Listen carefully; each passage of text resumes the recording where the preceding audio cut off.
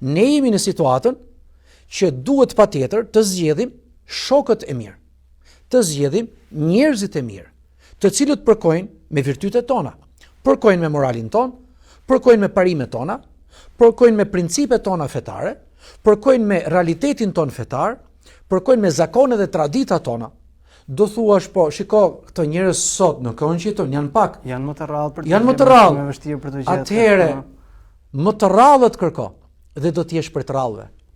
Më të rrallët kërko dhe do t'jesh prej të virtytshme. Njerëzit më me vlerë kërko dhe do t'jesh nga njerëzit më me vlerë që do ketë shoqëria. Por këtu ka diçka të rëndësishme. Është e vërtetë, tash ne do të flasim edhe me gjuhën e realitetit, edhe me logjikën e realitetit. Është e vërtetë që ne nuk i shmangemi dot shoqërisë, sepse nuk mundemi dot në një shkollë, nëntëvjeçare apo e mesme apo fakultet që përmendet, ose në periudhën pas universitare. Marrëdhënia e punës përmendet gjithashtu, është e pashmangshme, ne patjetër do të ashtu. Mirë, po çfarë ndodh?